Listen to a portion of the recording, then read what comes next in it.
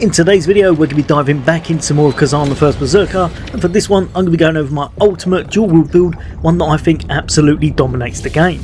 Now I've managed to make it all the way through to New Game Plus Plus, and I'm going to show you the most powerful setup in order to destroy your bosses but give you a whole bunch of leeway, because your survivability and tankiness will be second to none. Also, the great thing about this, you can set it up earlier on, pretty much as soon as you find the set you're after, so you can start piecing this together at lower quality. Obviously if you are using it and put it together at epic or legendary, it's going to become even more powerful. The set we're going to be using is going to be none other than one I'm pretty sure everyone has heard of by now, and that's going to be the Bloodthirsty Fiend.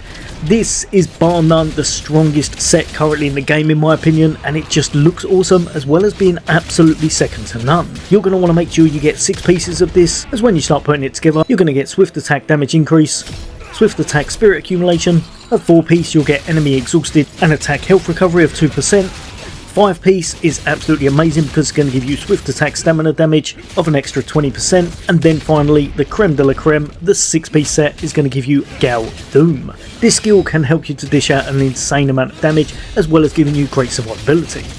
Now one thing I would recommend, try to get yourself a jar head once you've unlocked all of your jarlings. This one right here, the Bewildered jar, is going to be your best in slot. It's going to give you an extra 10 on top of your willpower, giving you a little bit of extra damage, but also it's going to mean you get set requirements -1, allowing you to put a few cool pieces together. Mainly for us is going to be our jewellery selection. Also, one thing you want to know about in this, the exact roles that you're going to want to go for your modifiers. I'm going to go over all of them in order to make the truly most tanky and versatile build going. For the head slot, make sure you've got the stamina recovery. Then you're going to have damage increase, give you a whole bunch more damage. Anytime you can pick that up, you're definitely going to want to. And then finally, make sure you get a bit more extra defense. And then, if you can, you're going to want a higher level than the one I've got. I bought them all at once when I was low level, and now I must admit I'm regretting it a little bit, because they do take a bit of time to level up with how the augmentation works.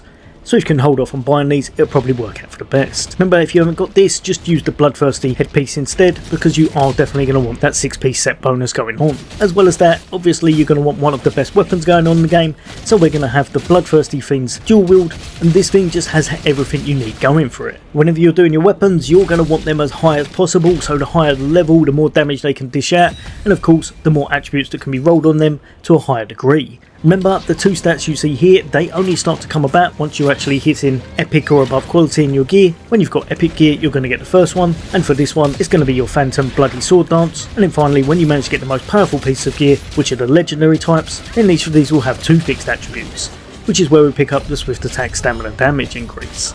For your modifiers, what you want to be rolling on these, I found attack damage. This is going to be your base damage. It's perfect because it means you're going to be able to up your damage with multipliers and such going forward. Speaking of which, damage multiplier increase, and then finally, a nice easy one, your damage increase. As you can see, we've gone pretty much pure damage with this. That's what you should be going with whenever you can. If you want to do a bit of stamina damage, that's nice, but pure damage works out best overall, I found. This, along with the 6-piece bonus and what you've got going on your build, allows you to do some crazy combos, some crazy damage and versatility with the set in general. For the chest, obviously we're going to go with the Bloodthirsty Fiends once more, and at legendary this is going to come with fixed stats of swift attack damage increase, spirit accumulation increase, and then for the modifiers you're going to want to roll on it. I found by far and away the best is going to be to enhance a little bit more of your maximum stamina, allowing you to get some more hits in. Then going to go for stamina recovery as well as received damage decrease. This is going to give you a whole bunch of tankiness and allow you to hit for a little bit longer. For the hands, again, another Bloodthirsty, and at legendary the fixed modifiers on it are going to be spirit accumulation and unscathed damage increase. The modifiers you're going to want to roll on this is going to be your damage multiplier increase, attack damage and damage increase, allowing you to get a whole bunch more damage in your build to defeat the toughest foes and bosses very easily. For the legs, we've got the Bloodthirsty Fiend's leggings. At legendary tier, it's going to give you the swift attack damage increase as well as spirit accumulation increase, and then for the modifiers you want to roll on it yourself, you're going to want to pick received damage decrease, stamina recovery and max stamina. Again, providing you a whole bunch more tankiness and allowing you to regen your stamina quite nice and easily. For the last piece of our 6-piece, we're going to have the Bloodthirsty Fiend shoes, and at legendary tier they're going to come with a fixed stat modifiers of spirit accumulation increase and unscathed damage increase.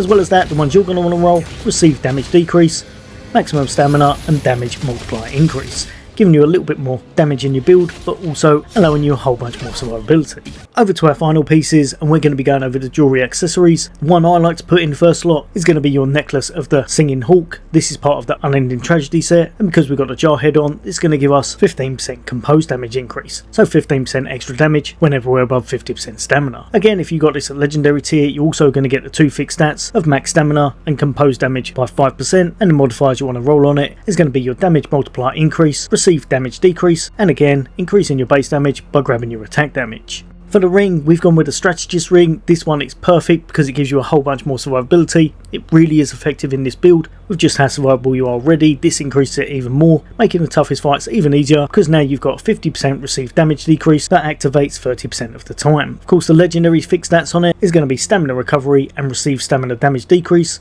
and then the ones you want to roll on it is going to be your attack damage, your stamina recovery, and finally, I'd probably say go for your attack damage, but if you can't get that, go with what I've got here, which is going to be your composed damage increase. Now personally, I like these two the best, but if you're after a little bit more damage, then you can quite easily swap this one out and go with one of the cutthroat pieces. For example, the ring, which will give you a whole bunch more damage from behind, as you'll get 20% rear damage because of your 2-piece bonus where you're wearing the jar head. As well as this, don't forget your phantoms. They can really help you out in this build, with the one that I tend to keep on the most often being Adelaide the Philanthropic.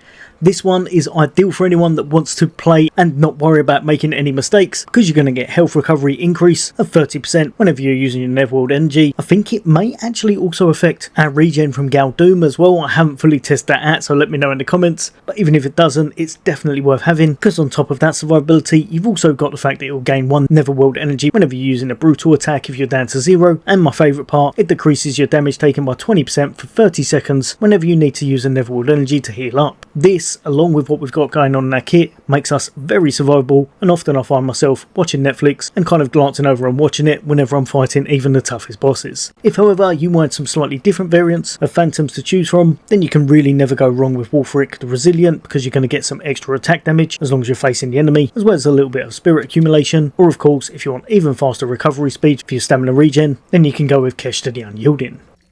Now for your stats, and bear in mind I'm max level at this point because I've been playing way too much, but the ones you're going to want to focus on will be your willpower first and foremost, as that's going to increase your damage, and then after that make sure you've got a very high amount of endurance. Remember, the kind of caps you want to hit before they start to decrease massively with your gains is going to be that of 60, and anything over that is good but not entirely essential. However, with your willpower, it's going to give you 3 damage per level every single time you go above it, so it's still worth getting to 99 overall. For the rest of your stats, plonk them straight into your strength if you want a little bit of extra damage, proficiency if you want a bit of your stamina damage, and of course vitality, because you're going to want to round out your build and make it very durable overall. Don't forget, vitality also increases all of your resistances and is well worth having if you want to make a survivable build. Now for your skill tree, I'm not going to go too in depth in this, otherwise it's going to be a much longer video. Just follow the ones I've got here, it works out absolutely ideal, but the bread and butter of the build is going to be your light attacks. Make sure you pick up everything you can on these, try and invest fully into it, especially on your whirlwind side, as you're going to be using that almost constantly.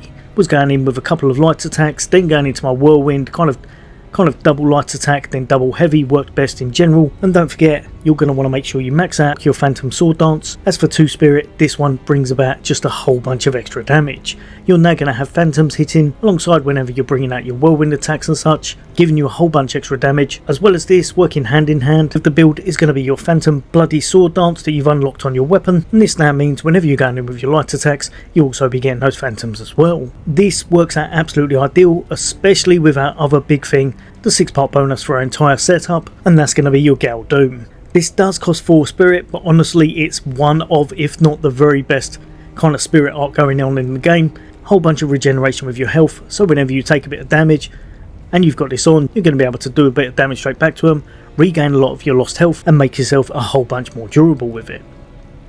As well as this, it also enhances your light attacks, which is the bread and butter of the build like I said earlier, so spam them away, go into your whirlwinds and watch as pretty much everything in front of you folds and falls over. Then another thing you may want to pick up, but again not completely essential, will be a few from your frenzy tree, such as your Wind Chaser and Wind Chaser Swift, and then your Ruthless if you want to use that as spirit art every so often. This thing works out really well, but ultimately again I found myself waylaying it and mostly relying upon my light attack combos because they don't use any spirit. I'd already probably used up quite a bit of spirit to get into them, and also they dish out probably a little bit more damage than this, but this can definitely work in a pinch, so I have it on just in case. For your penetrate tree, I've got it set up like this, but again just invest whatever points you've got. I've got loads of points so I can kind of spare them.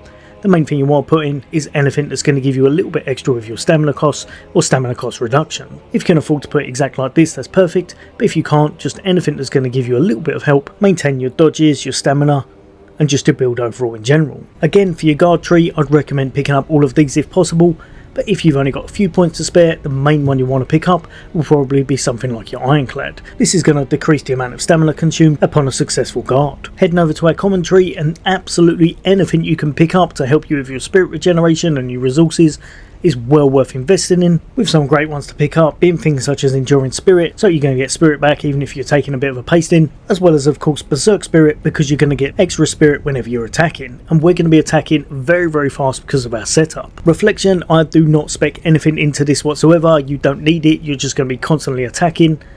But for your brutal attack, try to pick up the top ones early on and then travel down the middle in order to get yourself some health or spirit back, depending on whether you're doing your brutal attack from the front or behind.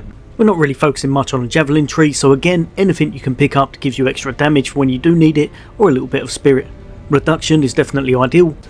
Again, for your counter attacks, not essential early on, but if you can, try and invest in these a little bit later, because they're going to give you a bit more spirit, as well as some damage whenever you're investing in these trees. And finally, for your phantom form, I grabbed up as much of these as possible, but honestly you don't really need many of these, and the one that I'd say is more important out of most of them, just in the dead centre here, which is going to be Death's Denial, just to give you a kind of second chance, just in case you are going to get a fatality.